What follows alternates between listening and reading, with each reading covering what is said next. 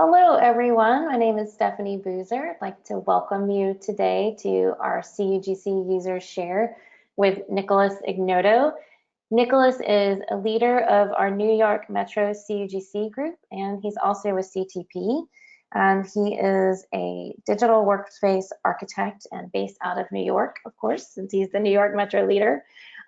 Before I hand things over to him to get us started in the state of Citrix Cloud, I'd like to introduce our moderator for today. James Rankin is also a CTP, and he is a solutions architect at the Howell Technology Group in the UK. And James is going to keep an eye on the questions for us. So if he would just type those into the question panel, he'll take a look at those throughout the presentation. He may be able to ask some during the presentation, but we'll probably save the majority of those for the end. And so James, you want to say hello really quickly? I certainly do. Hello, everyone. I've been looking forward to this webinar, actually, because I don't think Nicolas needs any real sort of introduction from me. I've read his blogs for quite a while, and it's always been fantastically useful stuff. It's citrixguru.com. So, as I say, he needs no introduction, and Citrix Cloud is a very hot topic at the minute, so very much looking forward to seeing what's done. And as I say, as many questions as you want to throw out there, you know, I'll try and stitch them together if you put them in the questions window. I don't know whether I'll be able to get through to them all, but I will try my very best. Thank you, James. All right, and just one more note for you guys. We are recording this presentation today, and you will receive a link to the recording via email sometime tomorrow. So if you have to drop out early, no problem. But we hope that you'll stay through to the end, and we also hope, like we said, that you'll put your questions in the box. And with that, I will hand things directly over to Nicolas. I'm going to send you the screen right now. So, Nicolas, here you go. Take it away. Stephanie, can you guys see my screen? Not quite Not yet. It's coming.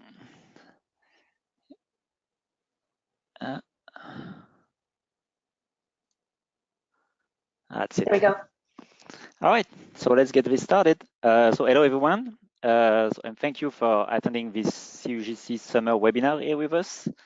So I'm very happy to be doing this webinar today because this is my first webinar for CUGC. So I hope you're gonna enjoy it. So today we're gonna talk and discuss about Citrix Cloud. Like James said, it's a very hot topic. There is a lot going on Citrix Cloud today. So we're gonna see what is it, how to use it, and so on. So this session is good for everyone, whether you are using Citrix Cloud today, or you're looking into it, or you're just interested about Citrix Cloud. So the name of the session is the state of Citrix Cloud. So it's the volume 2. So why volume 2 is because I did a similar session last month during my local CUGC event. And people were very excited, but there is also so much going on that it's changing every day. So let's get started. Next slide. So just before, for those who don't know me, I'd just like to introduce me a little more. So I've been a CTP for the past 2 years and also working on the New York CUGC local group. We had something like 7 or 10 meetings in the past 3 years, so it's very exciting. I have around 10 years of experience with Citrix products.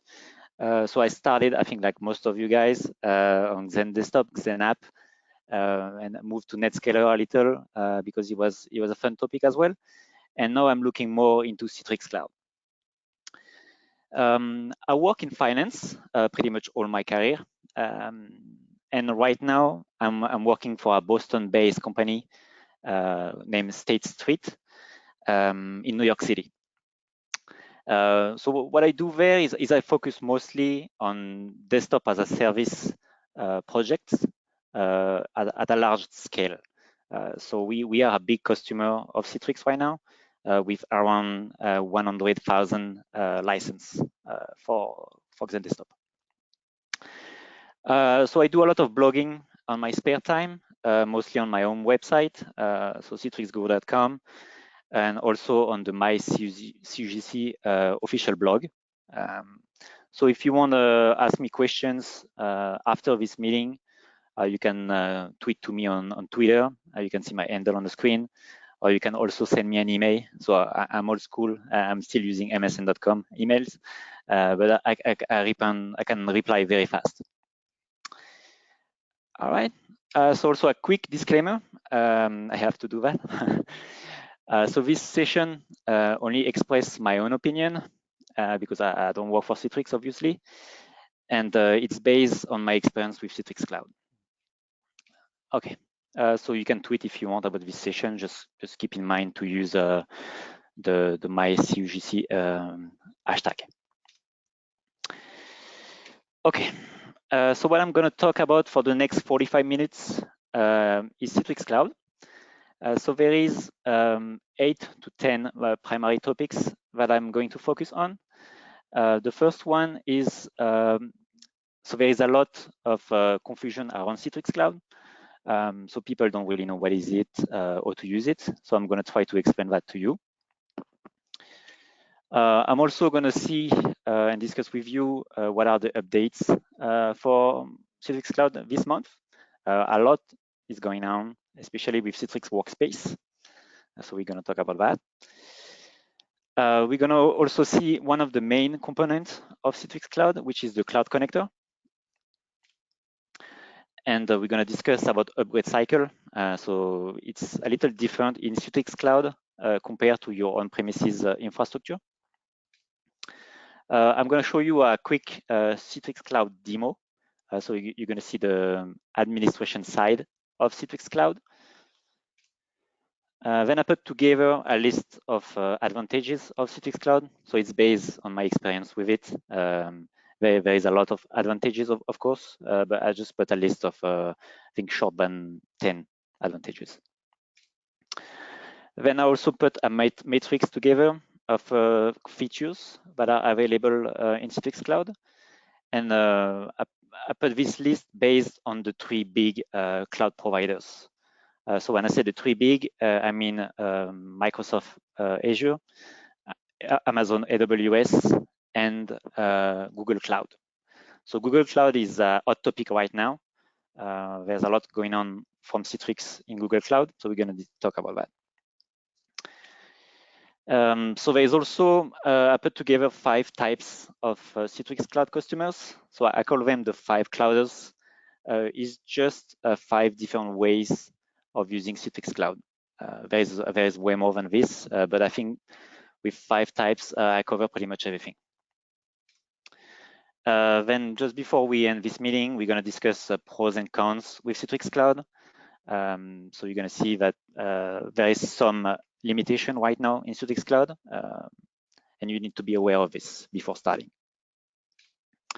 And just before the end, I'm going to show you Citrix Workspace. So this is going to be the desktop client and also the web app. So you're going to see that you also have the mobile app available right now, but I'm not going to be able to show that. All right. So what is Citrix Cloud? So when I discuss with customers and engineers, there's a lot of confusion. So they don't really know what is Citrix Cloud. And we as Citrix enthusiasts, we have to explain what is it to them. Most of the customers, they think that Citrix Cloud is similar to Microsoft Cloud, just because they have a similar name. And so they think that it's going to be like a desktop as a service solution, which is not. So what is it exactly?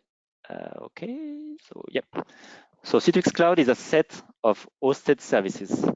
So you have approximately 15 to 20 services available right now.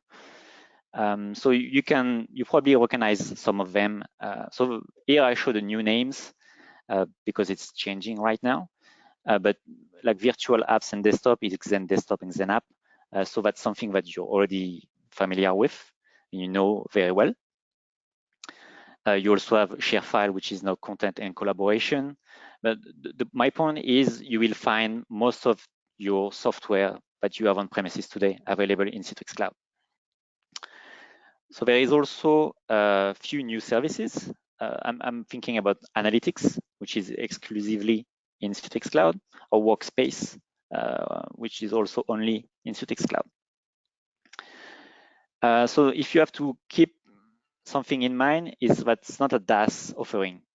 So Citrix will not manage your VDIs for you.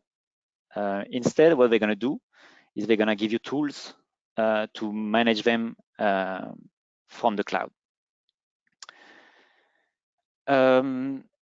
So when we think also about Citrix Cloud services, most people think that they are servers that are dedicated for us in Citrix Cloud.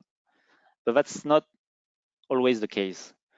So most of the services today, they are just large web services that are multi-tenants. So you're going to share the same instance with some other customers, which is fine. And a lot of cloud players are doing the same thing today. So my point here, my main point is that Citrix Cloud is not a managed service. So you are responsible to manage your own workload. Citrix is just going to give you the tools to help you do that. It's going to save you like time and complexity, especially if you don't really know how to size your own infrastructure or to do HA for NetScalers. Citrix is going to do that for you. So what's new with Citrix Cloud? So like I said before, there's a lot of things happening with this cloud solution, especially Citrix Workspace. David Henschel, so the Citrix CEO, announced Citrix Workspace next gen during Synergy this year, and Citrix delivered this new user experience at the beginning of the month. So they also released a Workspace app for Windows, Mac, and Linux. And I think just like maybe 10 minutes ago, they released a Workspace app for iOS. So I was trying to test it before this meeting, but I was not able to do it. And Workspace for Android is coming in the next few days. So you're gonna have the full apps available for you this week. They also started the rebranding. So like I said before, that's something that was announced at Synergy. So all the product, they're gonna switch to the Workspace brand. So NetScaler is gonna go away. It's gonna be renamed to ADC. It's gonna take a long time, but it's starting right now. So you see already Xen Mobile has been renamed to Endpoint Management. And I think content collaboration for share file also is changing at this time. So a lot of is happening. They also released access control. So access control, it was announced at Synergy with a different name. It was actually Cloud App Control, and they changed the name during the summer, and now it's access control. Another big deal. So what you can do with this is you can aggregate SaaS applications with your workspace. So I think that's what pretty much all the cloud players are doing right now, is they try to have this one workspace where you have everything there. And I think Citrix is doing very well because they have the virtual apps, they have your virtual desktops, and also they have share file, and now they have the SaaS applications as well in the same workspace. They also released Citrix Analytics. So Citrix Analytics, it's a long, it was announced 2 years ago. I think Kirill was still in charge at this time.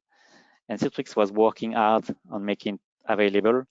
And so now it's available as part of Workspace. So it's not a standalone product. You just get it when you subscribe to Workspace. They also released site aggregation. So this feature, this service was tech preview for a few months. It allows you to aggregate your on-premises application and desktops within Citrix Workspace. So for example, if you have your workspace, you have applications from Azure, you have applications from AWS, and you can also have SaaS apps, and your local apps as well. So I'm going to show you that in the demo because that's how I set up my workspace. They also announced ServiceNow integration. So that's a new service in Citrix Cloud. So most of the large organizations that use ServiceNow, I'm using it at work for ticketing. And so what they want to do with this is they want to allow users to self-register for applications. So you will have a nice workflow in ServiceNow with approvers to get applications and desktops. They also released new capabilities for Citrix for Google Cloud. Sorry. So far it's only power controls capabilities. I think we were looking to have a little more like MCS for Google Cloud. It's coming soon, but so far it's already a big change for if you're using Google Cloud, because before you had to go in Google Cloud and shut down and turn on your VMs.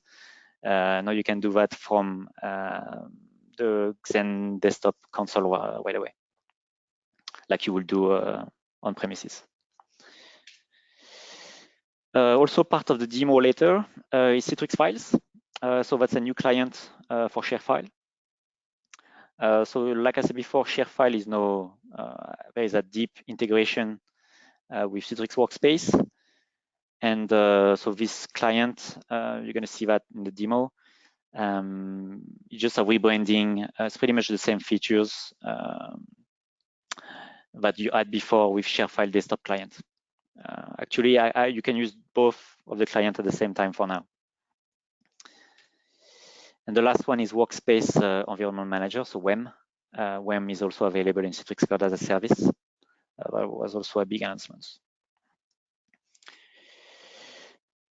So you have all these services in Citrix Cloud, and most of them you need to have something either on premises or in another cloud provider to be able to use them. So I'm thinking about Xen Desktop and Xen App. So if you just use the Xen Desktop service in Citrix Cloud without anything, you cannot do much. So there is two ways, at least two ways that I can see, but you can use Citrix Cloud. So the first one is the hybrid way. So you have workloads on premises. I think it's most of us right now. So you have your VDAs installed on your data centers, and you want to use Citrix Cloud to manage them. The second one is the multi-cloud way. So you already did the move to public cloud. So you put some VDAs in Azure or AWS, and you want to manage them with Citrix Cloud. So that's the two scenarios that I will see when you use Citrix Cloud. You can use both at the same time. So you don't have to use hybrid or multi-cloud. You can use both. It works too. Or you can just pick one if you want. In both cases, you will have to use a piece of software called Cloud Connector, but you will have to install, and you will do the communication between your infrastructure to Citrix Cloud. So I have more details about the Cloud Connector. So it's actually, for me, it's the main component of a Citrix Cloud deployment. Because without this software, there is no communication between Citrix Cloud and you. So what is it exactly?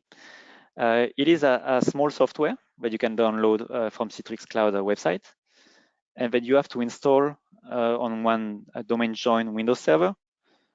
So it can either be on premises, if you have workloads on premises, or it can be in public cloud, if you have workloads in public clouds. So what it does, it will do the bridge between your infrastructure to Google Citrix Cloud.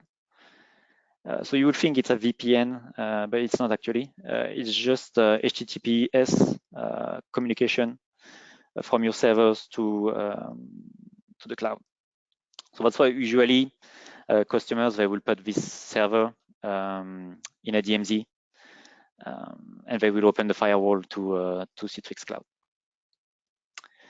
One interesting and I think useful for everybody is when you install this software, Citrix takes over and manage it for you. So you don't have, once it's installed, you don't have to manage upgrades. You don't have to manage patching of this software. Citrix will take care of it remotely. So if you remember, when you set up your VDAs, you always specify your DDCs in the configuration of the VDA for the communication registration. So in that case, you will put the connectors in that configurations instead of the DDCs. It's the same for STA in Netscaler. Instead of putting your delivery controllers, you will put your connector servers. So what it's going to do is going to proxify all the traffic from your VDAs to Citrix Cloud. So there are few best practices with Cloud Connector. As the first one is you need more than one. So you will see in my lab, I only have one because I don't follow best practices, but you need to have at least two. You're going to see later why, because if Citrix upgrade one of the connector, if you don't have any other one, you're just going to have a downtime. So most people say that the optimal configuration is 3, especially if you have a large environment. One of the best practice is you need to be on different data centers, different availability set if you're in the cloud or zones, because obviously you don't want a blue screen on your VMs to take down your infrastructure or network outage to take down both of your connectors at the same time. Yeah, I think that's pretty much. I think. Oh yeah, something new also in VDA 7.18. So that's not really available for everyone yet, but it's already in the software. So all the traffic, even your Netscaler traffic, is going to flow through the connectors. So that's causing issues if you have a large environment with like thousands of sessions. So what Citrix did is, since VDA 7.18, they allow a direct connection to Citrix Cloud from the VDA. So this is I don't think it's available for most of the customers right now, because they need to make a change in Citrix Cloud, in your Citrix Cloud configuration, but it's coming. Nicolas, just while you're talking about cloud connectors, I've got a couple of questions around cloud connectors, so I thought it's a good time. Sure, There's Mike asking, is there a minimum VDA version required to use the cloud connector, and is HDX 3D Pro supported through it? That's a good question. I think for the VDA, I think if you have 7.9 at least, it's good, but you probably can go with LTSR at this point, so 7.6 should be fine. That's also a point they've got. There's a lot of people asking about, the LTSR or the, the CR environment. I'm pretty sure that from 7.15 you can use LTSR in Citrix Cloud, if I'm right. Is that correct? If my memory is right? Yeah, no, I think it's even before, because if you go in the Citrix Cloud console, you have the choice of your version of VDAs, and it starts way before 7.15. So I think you have at least even 7.6 is good. And for the 3D Pro question, so this I'm not sure. So I can come back to that person later, because this I'm not sure. Okay, cool. All right. So like I said before, upgrade cycle. So Citrix will manage the upgrade cycle for all the services. So if you're using Xen Desktop in Citrix Cloud, you don't have to worry about installing Xen Desktop 7.18, 19, and so on. So Citrix will do everything for you. It's going to be mostly transparent, and they will do that gradually. So meaning that they're not going to migrate all their customer at the same time. They're gonna do that with some test customers, and then when everything is fine, they're gonna just move some of them until they don't have any more users to migrate. So they did this life cycle, this upgrade cycle, sorry, with Workspace. So they start to roll out Workspace, I think it was 2 weeks ago. So I got it maybe like a week after, and I think the last customer got it like yesterday. So you see that it took like a few days for Citrix to roll out everything. So what they do also, so when they upgrade a service, and this upgrade requires a Cloud Connector upgrade. So what it does is when they move you to a new instance with a new version of the service, it will trigger your connector upgrade. So obviously it's not going to upgrade everything, all your connectors at the same time, because I mean, something may happen. Nothing's perfect. So sometimes we had issues during connector upgrades. So if something happened, usually what it does is just stopped during this upgrade, and your connector goes offline, but you still have other connectors available. So that's why it's important to follow the best practices and have at least 2, even more sometimes. So I had some feedback from some customers where everything that I just said didn't work, and then both connectors were upgraded at the same time, everything went down. It can happen. Also, so they don't announce upgrades. So for Workspace, for example, we got maybe a pop-up in Citrix Cloud saying that we're going to get Citrix Workspace at some point. But on the day of the upgrade, nothing, no communication, which makes sense because they have a lot of users to do. And I think it's the same for every cloud players, same as Microsoft. When they upgrade something, they don't tell everyone. You can see that on dashboard. So it's to keep in mind. So most of the time, you don't see anything and everything goes fine, but you may have some surprise sometimes.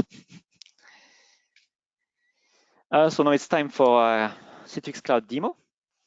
So I'm gonna switch to the cloud. So, all right, try to put that in full screen. No, okay. Try to zoom a little. Okay, so that's the administration side of Citrix Cloud.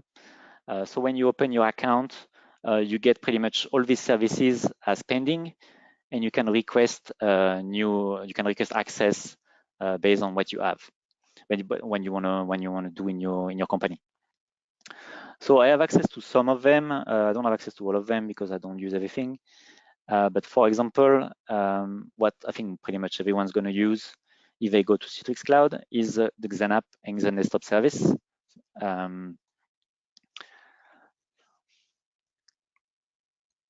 So it's going to load. So you're going to see the console looks very familiar if you're using XenDesktop on premises.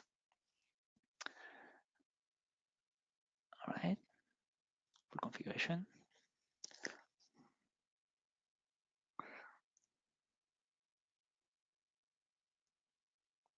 So this is my XenDesktop console. So as you can see, it's a legacy look and feel. So Citrix, they moved the same MMC console that you have on premises, and they made it available in Citrix Cloud. So that's because there's a lot of features in this console, and to migrate everything to a cloud look and feel, it takes a lot of time. So as you can see on this pop-up, so there is something called Quick Deploy.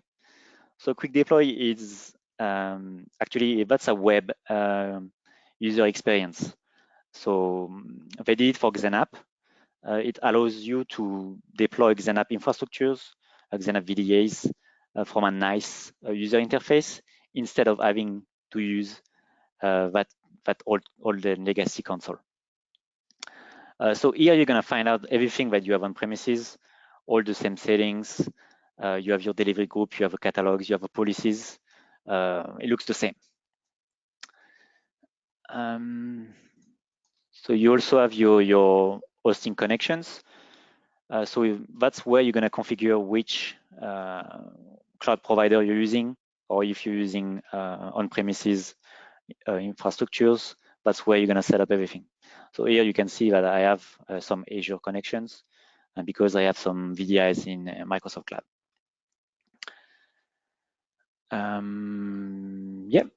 So you also have the policies. So one thing with the policies is by default, you cannot import policies from your own infrastructure. There are a few CTPs that I've developed a PowerShell tool to do that, but there is no official way right now to do it. It depends if you want to just replicate everything, depend how many policies do you have, but some of you may just want to import and export everything from on-premises infrastructure.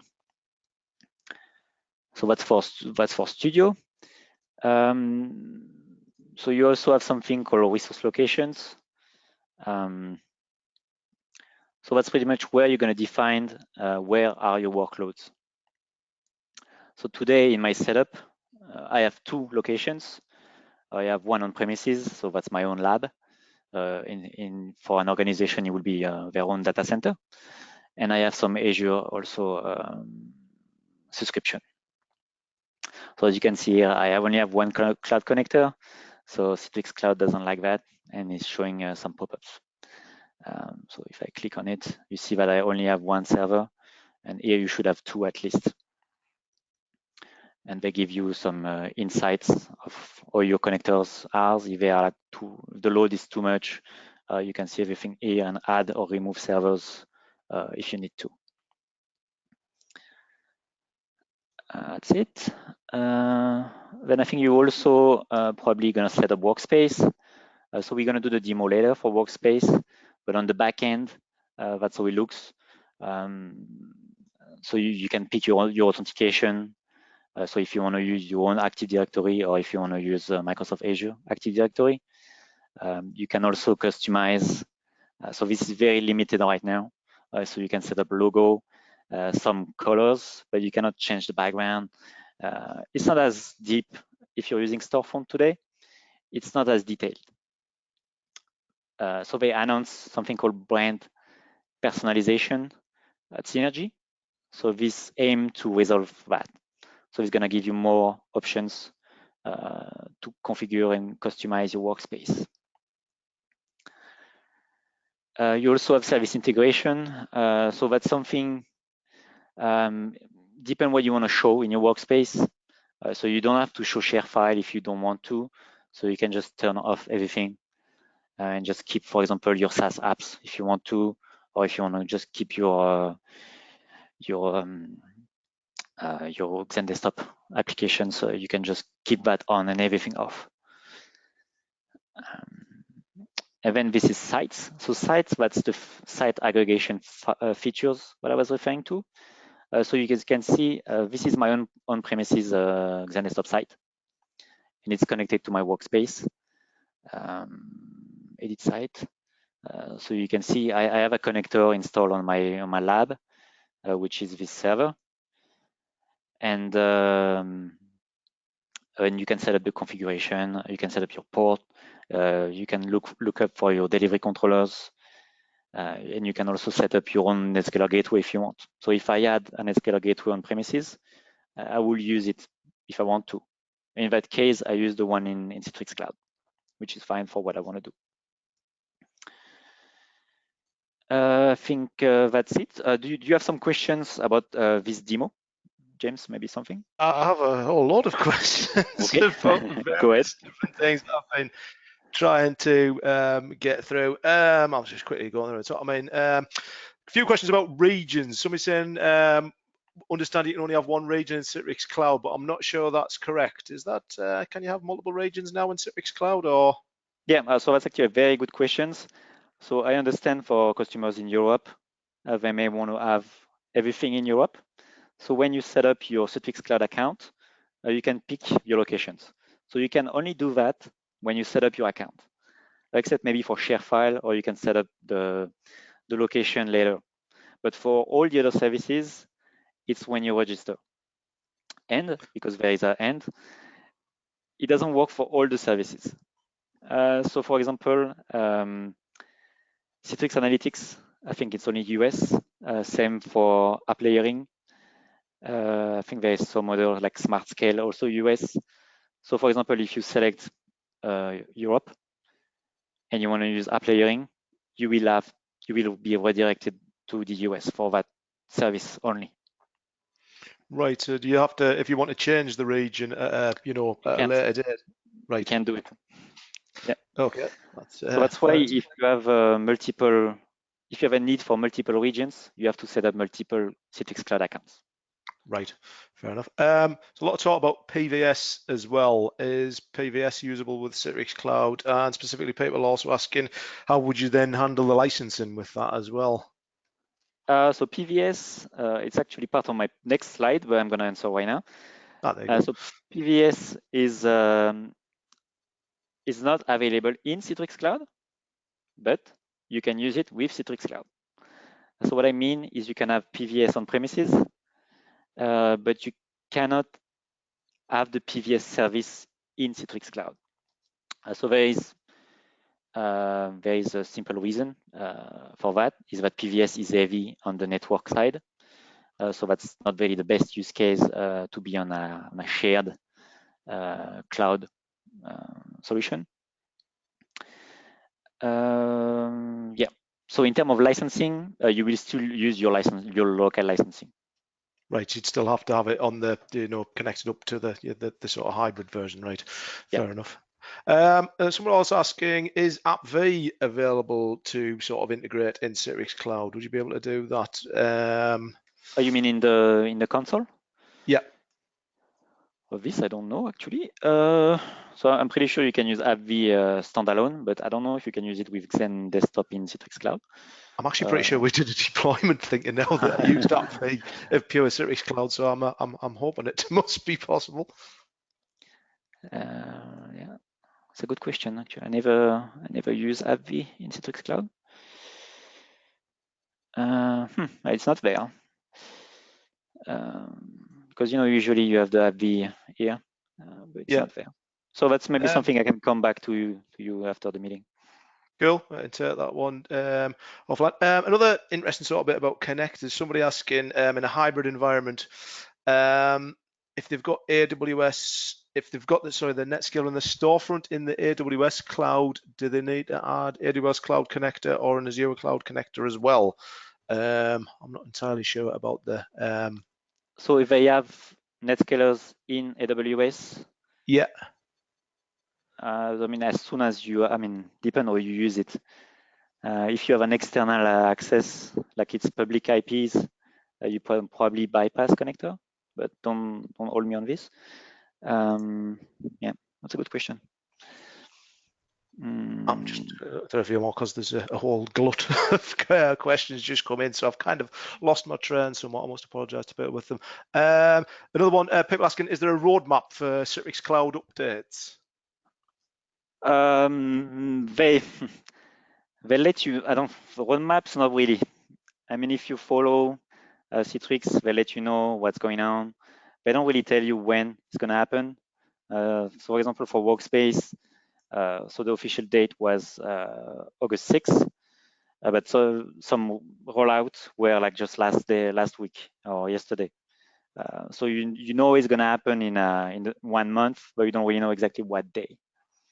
Right.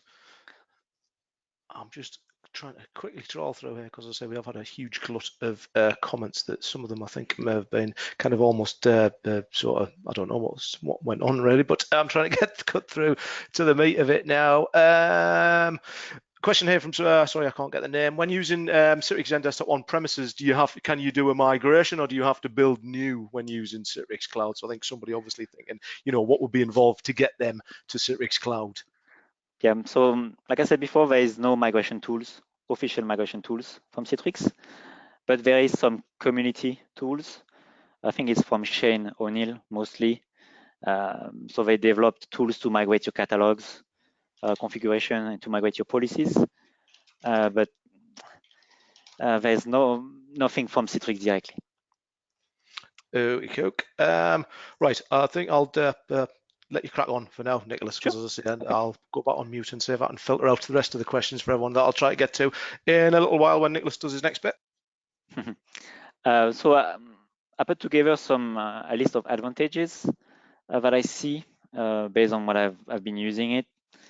So the first one I see, if it's optional, so that may seem funny, but you don't have to use Citrix Cloud if you don't want to. For some customers, it's not the best fit.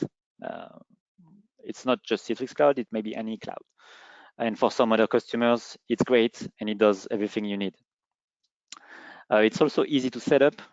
So when I set up my account like a few years ago, I have no knowledge of what was going on in Citrix Cloud. And it took me like just a few minutes to set up Zen Desktop and Zen App configuration. Sometimes it's almost too limited because, for example, for Netscaler, it's only an ICA proxy. So don't expect to do a load balancing in Citrix Cloud with Netscaler as a service. That's just not possible. You don't need to move your workloads. So I think the big trend right now is hybrid cloud. So I think everybody who was able to move to the cloud, they did it already, or they are in progress to do it. And then there is the other guys like my company, also my previous company, that cannot move to the cloud. So you don't have to. So you can use Citrix Cloud with everything you have on premises today and just leverage the services to manage all your workload more efficiently. But if you decide to move to the cloud, to move your workload to the cloud, they give you the choice. That was one of the big team during the synergy is they give you the choice. You can choose between Google, Microsoft, or Amazon, and they are trying to have all their services available for all these cloud providers. So we're going to see later that's not the case right now, but they are working on this. So always up to date. So we discussed that. So they're going to update ShareFile. They're going to update Zen Desktop. So that's something called Evergreen. You don't even see it. It's transparent for you. So for example, when you're thinking like every time there is a new LTSR or a new CR, oh, I have to upgrade everything, my storefront, my controllers, my what else? My studio, if it's installed somewhere else. You don't have to do it in the cloud. In the cloud, it's keeping up to date by Citrix. If that goes to the next point, which is new features are first on Citrix Cloud. That's just because it's way easier for Citrix to do it. They upgrade their tenants from a central location. So it's way faster for them to do that. So I think for 7.18, it was available in Citrix Cloud even before it was released publicly. I think was the case. So one other advantage is you don't have to manage HA. So today, if you set up SQL for your Zen Desktop, you will have to set up HA because you want to be disaster recovery ready. You don't have to do that in the cloud. Citrix manages HA for you. And they also manage the licensing for SQL, so you don't even have to buy it. You don't even see it. So when I connect to Citrix Cloud, I cannot connect to SQL in Citrix Cloud. I don't see it. So we discussed the multi-region during the questions. So it's only during account creation, and it's only for some services, not all of them. So all these advantages, the goal of Citrix is to put your focus back on application and desktops. So you don't have to worry about how many delivery controllers you're gonna put, where you're gonna put them. You don't have to worry about HA. You don't have to worry about certificates. It's all in the cloud. So we go to this slide. So I think some people ask questions about features that were available in Citrix Cloud, so especially PVS. So you can see it's all red, so it's not available for any of the cloud providers except on premises. So you also have MCS for Google Cloud. So it's coming soon. It's available for Azure and AWS, and I think a lot of people are waiting on Google Cloud integration. So they did release the Power Control integration for Google Cloud just a few days ago, also part of the Synergy promises. So you can see that the Microsoft partnership that started, I think, a few years ago is very strong, because you can see most of the features they are available on Azure right now. So what Citrix is trying to do is they're trying to bring everything they did on Azure to the other providers. So you have something called Quick Deploy for XenApp, and for XenApp only for now. So that's what I talked before about, like a nice user interface to deploy XenApp workloads. So they are trying to do that for Xen Desktop as well. And I'm also sure that they're gonna put this for other providers. So one of the complaints that I have often with Citrix Cloud is when you want to buy it, you have to buy it for 1 or 3 years. One way to avoid that is to use the Essentials offering, which is available on Azure Marketplace only. And with that, you can have like a monthly licensing. So you will pay directly Microsoft. You pay Microsoft on the Azure Marketplace, and you can cancel anytime pretty much your subscription, which you cannot do in Citrix Cloud directly. They also have NetScaler Gateway as a Service locations. So you don't have it in Google Cloud yet. Most of the locations are in Azure, like pretty much all the services from Citrix Cloud. They also have some on AWS. So Citrix Cloud is going to decide by itself which NetScaler Gateway location is the best for you. So if your workload in Azure is going to pick a NetScaler Gateway that's in Azure, just to optimize the traffic. But if you use Google Cloud, that's not possible. So you have to keep in mind that your traffic is going to go back and forth from Azure to Google Cloud to your users and so on. So let's keep in mind this. And we also had, we discussed before, like Smart Scale and app layering that's not available for Google Cloud. I know Smart Scale is coming. I think it's coming as Auto Scale in Google Cloud. And app layering, I don't think there is any plans to move it to AWS at this time. So it's only Azure. James, do you have any question on this slide? I There's a lot of information. Speaking to one of the attendees just there was talking about where does the Citrix Cloud itself actually run? Is that specifically in Azure, and is there any benefit to using Azure if that was where the Citrix Cloud, or does that cloud infrastructure sit on either of these cloud platforms that it can integrate with? Yeah, so it's mostly Azure, except some NetScaler gateways that are in AWS. But most of the services they are in Azure. So that could cause issues. So we had downtime on Azure AD. I think it was in July. It was down for a few hours, and Citrix Cloud was also down.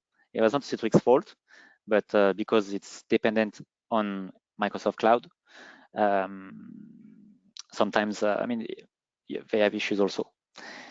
It doesn't happen a lot. Like Microsoft Cloud is, I think it's 99.99% available. Yeah. There's also people asking about, uptime and reliability. What are the Citrix SLAs within Citrix Cloud? What sort of availability is guaranteed in there? I think it's 99.5, if I'm correct. So it's I think it's half an hour a month. So it's really good. It's not as good as Microsoft Cloud, but I think it's a good SLA for Citrix. Yeah, I think that covers it for what we're talking about particularly here. I shall keep digging. Thank you. So now we're going to talk about the 5 clouders. So these are the 5 profiles of customers that can use Citrix Cloud. So you have the MultiClouder. So this one is using multiple cloud providers, usually AWS, Azure, and wants to use Citrix Cloud. You have the Azure Clouder. So this one is full Microsoft Cloud. Most of the time, these customers, they started their cloud migration a few years ago, even before Citrix Cloud was a thing. You also have the Workspace Clouder. That's one of my favorite use case. I'm going to talk about this one also. You have the hybrid clouders. So this is if you don't want to move workloads, but you're fine with moving infrastructure.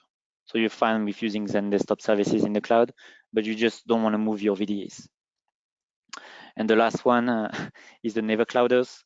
So that's the one that doesn't want to move or cannot move to Citrix Cloud. So let's start with the Azure Clouder. So like I said before, so most of the time it was before even Citrix Cloud was a thing. Usually it's a new infrastructure, so it's called a greenfield infrastructure. So it's very similar to what you will build on premises for a new site. So you set up your delivery controllers, you set up your licensing, you set up your storefront. It's just everything is in Microsoft Cloud. Usually this is for DR because a lot of customers are trying the cloud as a DR solution. It uses the legacy licensing model, so you still have your license server and you still have the same license as you have on premises. You just put them in the cloud. It works, no issue. But what they noticed is after a few months using it, you still have to manage all these servers. So you have to manage your delivery controllers, you have to manage upgrades, you have to manage your SQL. I think SQL in Azure is a fun story. I think Paul Stencil, who is also a CTP, he had a good experience with SQL, so it's very expensive. So sometimes you don't want to use cloud licensing for SQL. I encourage you to listen to his session at Synergy. It's very good feedback. So what does it look like? So the first step, a few years ago, everything is in the cloud. Everything is in Azure. You have your VDAs, you have your NetScaler gateways, your VPX, your license servers, directors, SQL, everything is there. But like I said before, it's a lot of management. So what they do, what they're looking for, is they're looking to leverage Citrix Cloud for infrastructure. So they get rid of delivery controllers. They use instead the delivery, the XenApp service, Xen desktop service in Citrix Cloud. They can also get rid of NetScaler gateways and use the one in the cloud. So that's a lot less management for them. Then you have the MultiClouder. So this one uses multiple cloud providers. So usually these customers, they started with AWS because it was the cloud to go a few years ago, and they put XenApp servers there. And then they tried to do VDI. And for VDI, it's not the same case because Microsoft licensing is good when you're on Azure. It's not as good when you're on AWS or Google Cloud, because you have, for example, you have to buy your own hardware to be licensed, which you don't have to do in Azure. So they have workloads in public clouds. So this means that they have to install connectors in AWS. They also have to install connectors in Microsoft Azure. They use the cloud licensing model. So that's something different. And it's good for if you're a fast growing organization, or if you do DR and you need to spin up 20,000 VDIs, that's something you can do quickly in that use case. So it looks like that. So you have your two locations that have VDAs, instead of VDIs or XenApp. It can be in either locations. You have cloud connectors in both cases, and they all communicate with the same Citrix Cloud account, if you want. So you can, for example, configure your workspace to show icons from AWS and show icon from Azure. It works fine.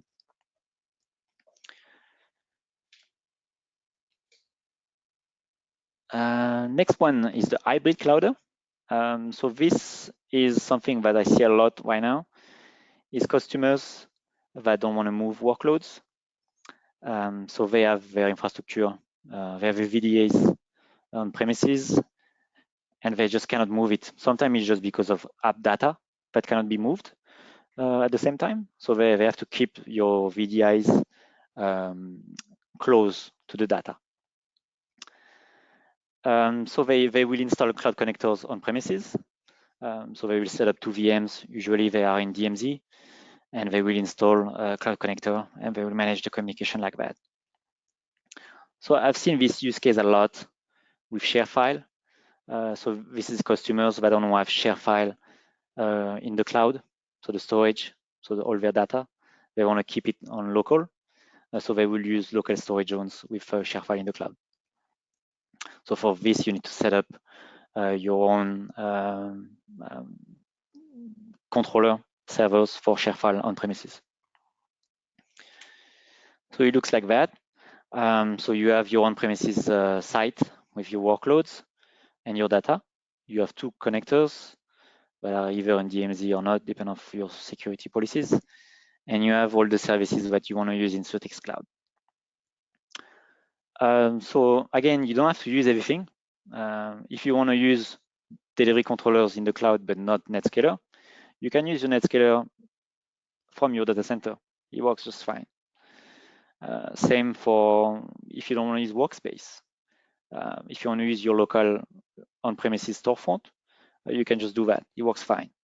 So you will go in your storefront configuration and just configure your cloud connectors instead of a delivery controller.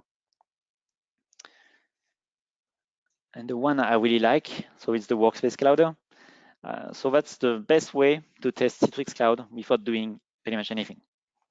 So that's why for me, it's a low risk approach to Citrix Cloud because you don't have to move workloads, you don't have to move infrastructure.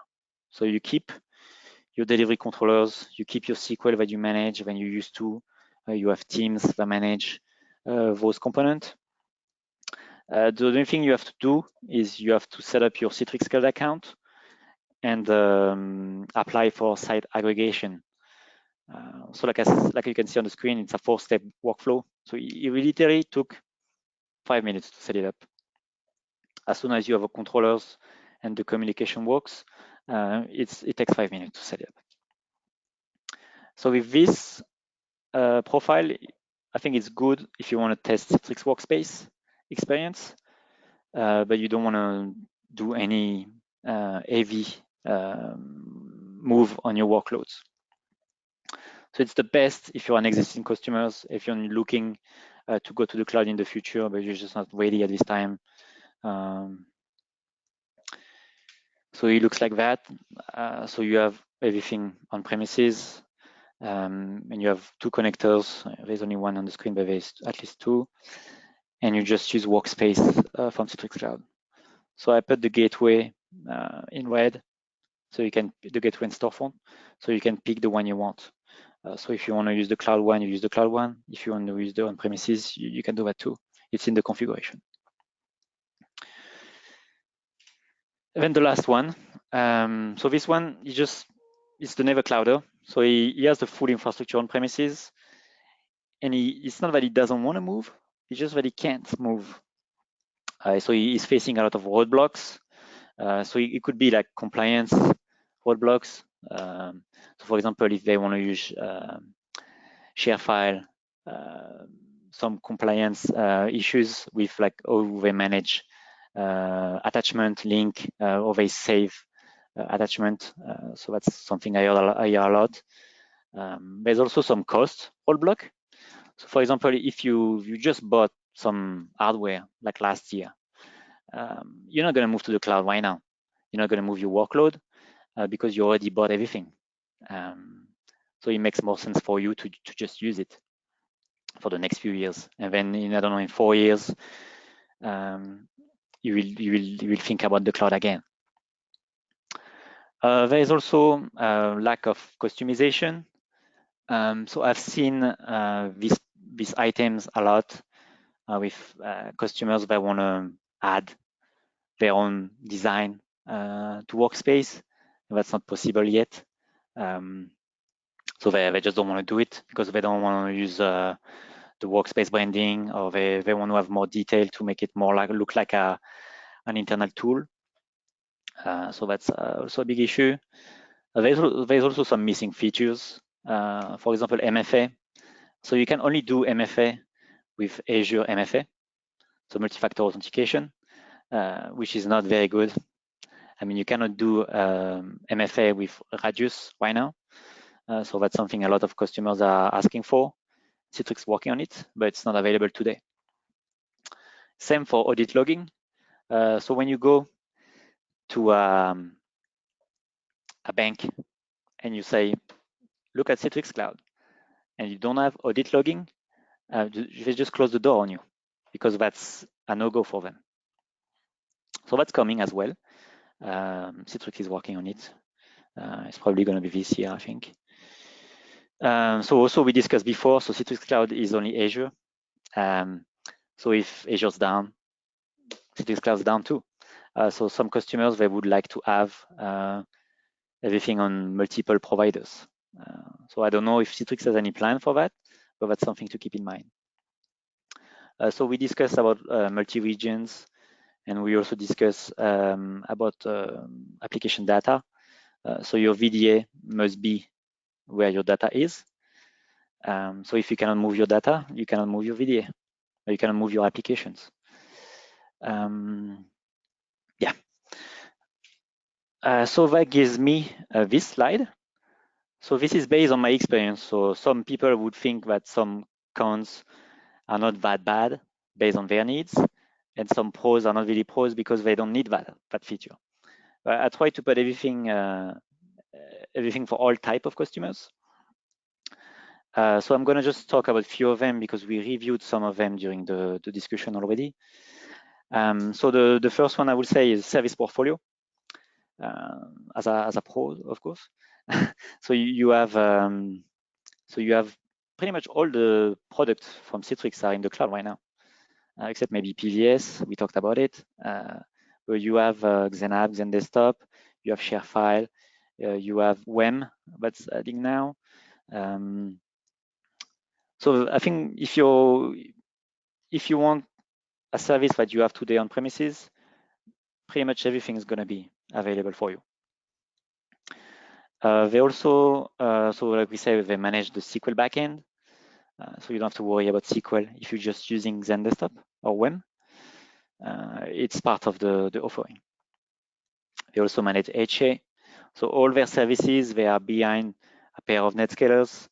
So you don't have to worry about the service going down on one data center and you're not able to continue to work. They also have unified management. So all the services, they'll have the same look and feel in terms of management. So you can access pretty much everything in the Citrix Cloud console. So now let's talk about a few accounts. So there is a lot of agents. So that if you use ShareFile, you have to install multiple agents. If you use MAS, so Management and Analytics service, you also have to install an agent. You have to install Cloud Connectors. So depending on what you're using, you may have to install multiple servers to do that, because the best practice is not to install everything, all the agents on the same server. They also have some legacy consoles that are still there. I think they are working on it. It takes a lot of time to do that, but some people will want to have a new shiny cloud apps in Citrix Cloud to manage their XenDesktop. So we discussed about lack of migration tools. So you don't really have anything official right now. So you have to go to communities tools, which are fine. They work fine. They are great tools. But for some of you, that's not going to work. You want something from Citrix directly with support, of course. We discussed about MFA. Also, RBAC, so role-based access control. So if you want to delegate control, delegate access in Citrix Cloud, you don't have a lot of options today. So that's something to keep in mind. So I think you can say full admin or not admin, but you don't have the granularity that you will expect at this level. And the last item is the no pay as you go. So if you purchase Citrix Cloud, Citrix Workspace in Citrix Cloud, it's 1 year or 3 years. So you pay as a user, so per user, and you pay over 3 years or 1 year. But you will expect that they would have a monthly offering, same as they do in Azure Marketplace for Xanapanks and Desktop Essentials. So I think that's all for this slide. So if James, if you have any question on this slide, so there's a lot of information. Well, we knew it was a hot topic. You have millions of questions, unfortunately. And Stephanie just sent basically a link out saying, we can post the Q&A up in a CUGC discussion forum thread if you might want to do that. I mean, trying to boil it down, a lot of people are concerned about, how they manage their licensing. Can they use existing licenses? Do they have to trade them up? There's a lot of talk about managing multiple regions with global companies. People still asking about CR versus LTSR as well. So yeah, I don't know whether you might want to just take it up and answer them individually in the forum, possibly. Yeah, we can take it offline, especially licensing. Licensing is a very complicated topic. So even for my licensing, sometimes I don't understand what's going on. So yeah, a lot of questions on this. I mean, I can take everything offline if you want. I think I have a workspace demo just before we close this presentation. So yeah, cool. Okay. So let me see. So it's going to be a short demo because I think we are a little late. Sorry about that. Okay. Of course, timeout. Let me just pull it up.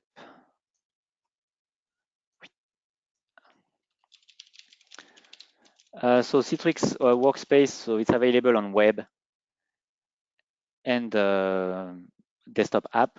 It's also available on the cloud, on your mobile app since today. So I'm talking about like iOS. iOS apps is available today. Let me just try to pull up this console. All right. So that's your login page. If you use, if you have the new workspace, so you can change the workspace logo, but you cannot really change the background at this time.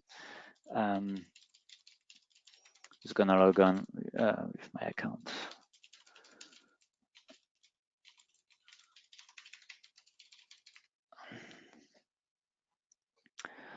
So here you will have all your applications. So like I said before, aggregation of SaaS apps, SaaS app, on-premise apps, Azure apps, wherever your applications are, you will see everything on the same screen. So here you can see I have multiple applications. So Google is a SaaS app, so it's G Suite. I have Word 2016 that is on Azure, and I have Photoshop, Dreamweaver, and Acrobat that are on premises. So you don't really see anything different for the users. They all look the same. They don't see where it's coming from. Same for desktops. So here I have a published desktop that is on premises. Sorry, and I have also a Windows 10 Azure desktop that of course is on Microsoft Cloud. So if I start my desktop, it will start the same way you are doing with receiver. So you just have your desktop viewer, and it's pretty much the same as receiver once you click on it. So that's my published desktop on premises. So you see here, I install a Citrix file. So that's the new share file client, which gave me a new drive on my desktop. So I have a new S drive called Citrix file. And here I can see all my share file items. So if I create a new one, CUGC demo, the text, and I just say hello world, save, it's gonna automatically upload my file, you can see on the bottom, to the share file, and then I can access this file from anywhere.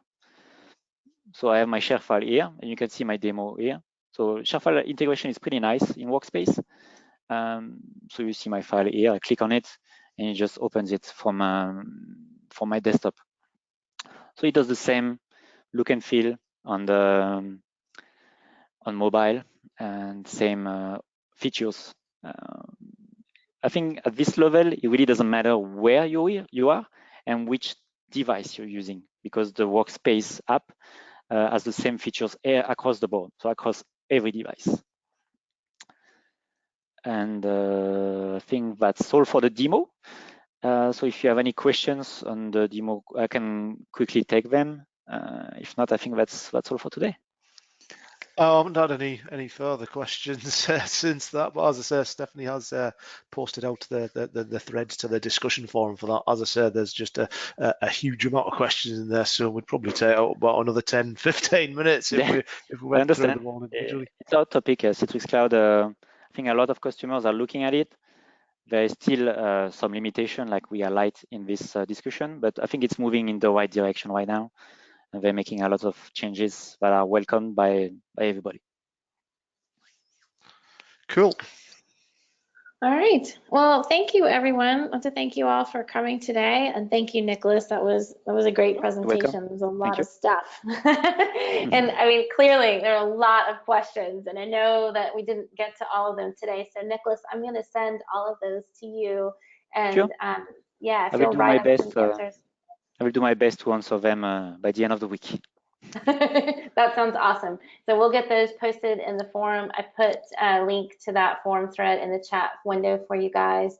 There's also a couple other links out there. There's a link to a survey. It's really short. We just love to get your feedback. So it's anonymous. It doesn't take very long at all, and it's just for CUGC use. So if you'll fill that out, that would be great. And the other link is to our local events calendar. So if you're not a member of CUGC, you should be. But go and check out our events calendar. If you're not a member of your local group, we have them all over the place. So find your local group, find your next meeting, sign up, attend. They're great. Our meetings are fun. People do different stuff. I know, Nicolas, you have one coming up in New York on September. Yep. So if you are in New York, middle of September, feel free to join. Yeah, so that one's coming up soon.